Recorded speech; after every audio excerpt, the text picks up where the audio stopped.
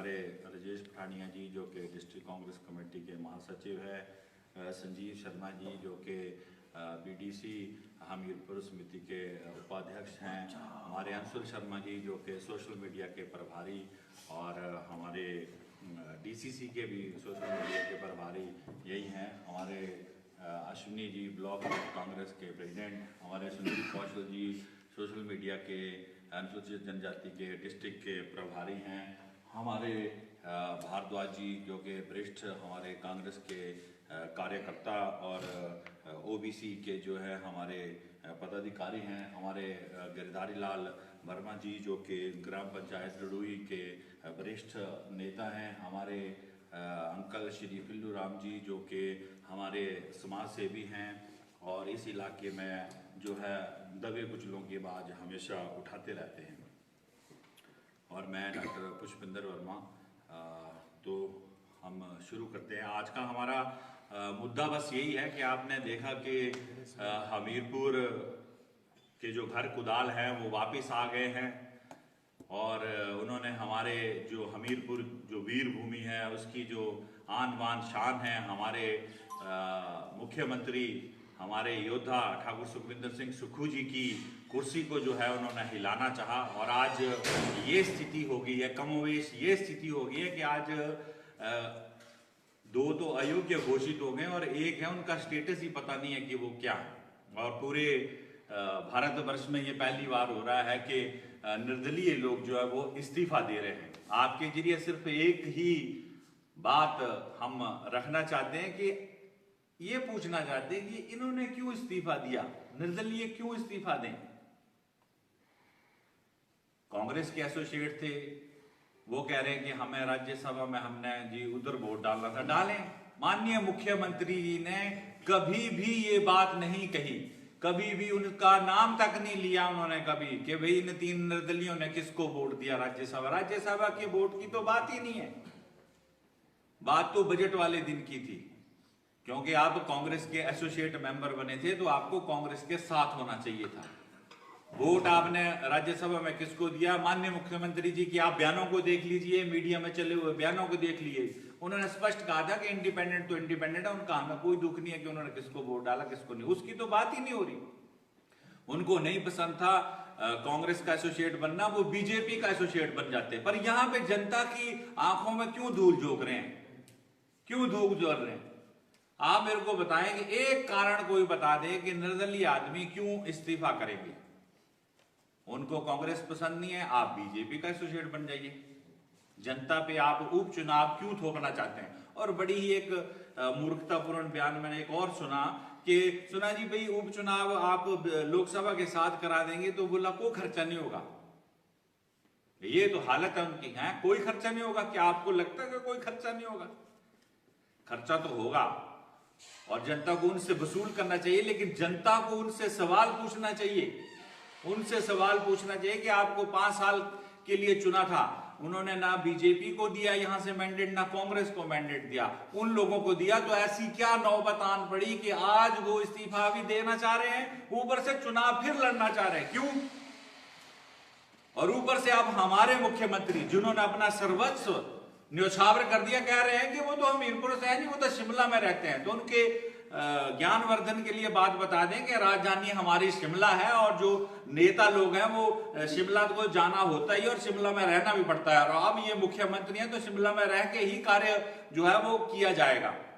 और रही हमीरपुर के लिए उनके इसकी बात, तो वो कोई दरिया ढोलकू चिमटू बांटने वाले नेता नहीं है। माननीय मुख्यमंत्री दानवीर हैं, दानवीर करण की तरह उन्होंने अपना सर्वस्व न्यौछावर किया है। 51 लाख रुपए आपदा जब आई, आपदा इस प्रदेश में जब आई तो 51 लाख रुपए उन्होंने जो है वो अपनी सारी एफडियां तोड़ के दी। अब कोई कहेगा कि मुख्यमंत्री बनने के बाद उन्होंने जो है वो दान दिया, तो मैं आपको याद दिला देना चाहता हूं कि हमीरपुर की जनता के लिए जब कोविड की आपदा आई थी, जब वो सिर्फ सिंपल विधायक थे, तो उन्होंने अपनी पूरी की पूरी सैलरी देने के बाद जो उनके पास उस समय भी जो 11-12 लाख रुपया था, 11 लाख रुपया था, उन्होंने जयराम जी को अपनी निजी उसके जो धन संपत्ति थी उसमें से 11 लाख रुपए का चेक दिया था। तो हमें किसी निर्दलीय से सर्टिफिकेट लेने की जरूरत नहीं है कि हमीरपुर के लोगों के लिए माननीय मुख्यमंत्री के दिल में क्या है। जब किसी को मालूम नहीं था, हमीरपुर की जनता तड़प रही थी और सरकार यहां पे बीजेपी की थी, जयराम जी की सरकार थी, तो आरटीपीसीआर, कोविड के टाइम में आरटीपीसीआर के लिए हमारे लोगों के यहाँ के सैंपल जो है तो टांडा या फिर शिमला जा रहे थे, जिसमें के 4-4 दिन की देरी हो रही थी। तो उन्होंने तब आरटीपीसीआर की मशीन हमीरपुर के लोगों के लिए जो है वो यहाँ पे अपने उससे निधि से डोनेट करी थी, विधायक निधि से 35 लाख रुपए की। और इस सब के आप भी गवाह हैं। तो ये कोई निर्दलीय जो है वो नहीं देगा सर्टिफिकेट के हमीरपुर का नहीं है मुख्यमंत्री, क्योंकि हम उनके मूर्खतापूर्ण बयान सुन रहे हैं जिसमें वो कह रहे हैं कि जी हमीरपुर के नहीं है, वो तो शिमला के हैं। देखिए, पहले भी यहां पे मुख्यमंत्री रहे हैं। एक तहजीब होती है, किस तरह से हमारी संस्कृति है, किस तरह से हम विपक्ष के नेताओं को संबोधित करते हैं। पहले यहां से माननीय मुख्यमंत्री रहे हमारे प्रोफेसर प्रेम कुमार धूमल जी, सारे वरिष्ठ कांग्रेसी नेता यहाँ बैठे हैं, सब इज्जत मान करते हैं और हर तरीके से जो है, हर तरीके से जो इज्जत मान बनती है वो देते हैं। वो सड़कों के मुख्यमंत्री रहे, शांता कुमार जी पानी के मुख्यमंत्री रहे, लेकिन ये बता देता हूं कि माननीय मुख्यमंत्री सुखविंदर सिंह सुक्खू जी गांव के मुख्यमंत्री है, ग्रामीण लोगों के मुख्यमंत्री हैं।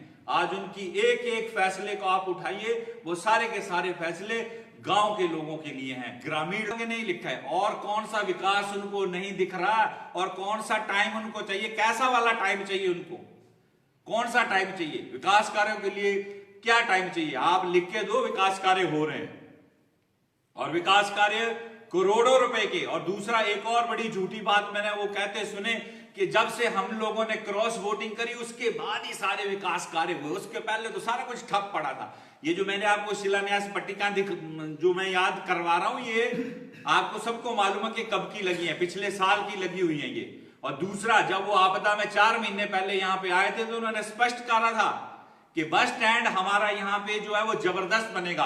और पहली सबसे बड़ी बात आपको बताऊं कि प्रदेश में जब वो मुख्यमंत्री बने माननीय मुख्यमंत्री जी, तो पहली बार जब हमीरपुर में आए तो पहला प्रोग्राम निर्दलीय विधायक को दिया गया और उन्होंने हमें कहा कि भाई सबने मिलकर जो है हमीरपुर का विकास करना है, क्योंकि हम भी खुद, माननीय मुख्यमंत्री ने खुद कहा कि मैं खुद हमीरपुर जिला का हूं। तो उन्होंने उस सभा में भी कहा था कि बस स्टैंड को, मैं यहाँ का जो बस स्टैंड होगा वो लाजवाब बनाऊंगा, विश्व स्तरीय बनाऊंगा। और जब वो दूसरी बार आज से 4 महीने पहले आए तब उन्होंने स्पष्ट कहा था कि 2 करोड़ रुपए की मैं घोषणा करता हूं उसकी लैंडस्केपिंग, उसके मैप के लिए। तो वो कोई 27 तारीख के बाद तो नहीं हुआ ना, क्रॉस वोटिंग के बाद तो नहीं हुआ ना, उससे पहले घोषणा हुई ना। तो ऐसे जैसे धोखेबाज लोगों की बातों में जनता नहीं आएगी हमीरपुर की, ये पक्की बात है। लेकिन वो बार बार भगवान का नाम लेके कि भगवान की कृपा होगी, तो उसके लिए बता दूं कि भोलेनाथ सबके साथ, वो हमारे साथ भी उतने ही हैं जितने वो उनके साथ हैं, वो माननीय मुख्यमंत्री जी के साथ भी उतनी है जितने वो हमारे साथ हैं। हर हर महादेव। तो वो उनके बार बार बोलने से कोई उनके नहीं हो जाते, वो सबके हैं। पहले तो ये बता दूं कि भगवान के नाम पे हमीरपुर की जनता को बरगलाने की कोशिश ना करें।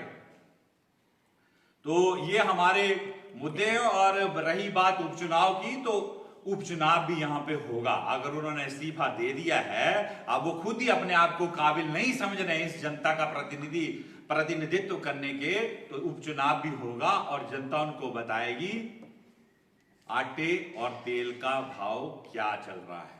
और बड़ी बड़ी उन्होंने बातें करी, कह रहे थे कि एक और कह रहे थे कि मैंने वहां गसोता महादेव के लिए मैंने जो है वो टूरिज्म के द्वारा जो मैंने पैसे मांगे।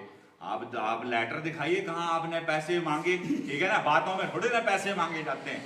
आप लेटर दिखाइए, आपने जो डिमांड करी हो और उन्होंने मना करा हो। आज भी गसोता महादेव में आप जाइए, करोड़ों रुपए का टूरिज्म के द्वारा जो है वहां का सौंदर्यीकरण चल रहा है। जब सरकारें कर रही हैं तो ऐसे झूठ और लोगों को धर्म के नाम पे जो इमोशनली ब्लैकमेल करके ये सोच रहे हैं कि लोग हमारे साथ हो जाएंगे, ऐसा अब नहीं होता, क्योंकि काठ की हांडी बार बार नहीं चढ़ती है। और वैसे भी हमीरपुर की जनता को अब समझ लेना चाहिए कि हमने एक बार मुख्यमंत्री खोया था एक बार मुख्यमंत्री खोया था हमने, टोलकू चिमटे और दरिया और कुर्सियां बांटने वालों की वजह से एक बार हमने मुख्यमंत्री खोया, हम दूसरी बार नहीं खोएंगे। धन्यवाद। डॉक्टर साहब, मानहानि के नोटिस भेजे गए सीएम साहब को, क्या कहना चाहेंगे? देखिए, मैंने कहा कि माननीय मुख्यमंत्री एक रिस्पॉन्सिबल आदमी हैं और एक रिस्पॉन्सिबल पोस्ट पे वो बैठे हुए हैं। अगर वो कह रहे हैं, सबूतों के साथ वो कह रहे हैं, तो ये कह रहे हैं कि सबूत पेश करें। वो सबूत यहां क्यों पेश करेंगे? आपने अब कोर्ट में मुकदमा किया है तो कोर्ट में सबूत भी पेश हो जाएंगे, कोर्ट में सबूत पेश होते हैं। और दूसरा, इनकी इस करतूत की वजह से, इन भगोड़ों की करतूत की वजह से मानहानि तो हमारी देवभूमि की हुई है। आज हर व्यक्ति देवभूमि का लज्जित महसूस कर रहा है। मुझे खुद, मेरे जितने भी जो मेरे सहपाठी थे, मेरे दोस्त जो दूसरे प्रदेशों के थे, यूपी, बिहार, महाराष्ट्र, वो मुझे फोन कर रहे हैं कि तुम तो कहते थे कि यहाँ कुछ नहीं होता, ऐसा लेन देन ऐसा कुछ नहीं होता, यहाँ नहीं सरकारें ऐसे डिगती। आज बोला आपके जो 9 विधायक हैं वो 1.5 महीने से वहां होटलों में बैठे हैं और होटलों का बिल कौन भर रहा है? आपके सामने है। किसने होटलों का इनका बिल भरा, किसने चौपरों का बिल भरा? आज आपके सामने। क्यों? अगर इन्होंने बगावत की थी तो आप 2 दिन के बाद अपनी जनता के बीच आते, उनको बताते कि भाई हमने आप लोगों के लिए स्टेप उठाया है और हमारी बात नहीं मानी जा रही थी, तब हमने ऐसे ऐसे किया है। तब आते तो फिर दूसरे दिन तीसरे दिन घर क्यों वापस नहीं आए? क्यों ये 1.5 महीना घूमते रहे हैं, मजा लेते रहे, लाख लाख रुपए के कमरे वाले 5 स्टार 7 स्टार होटलों में, रिजॉर्टों में क्यों लेते रहे?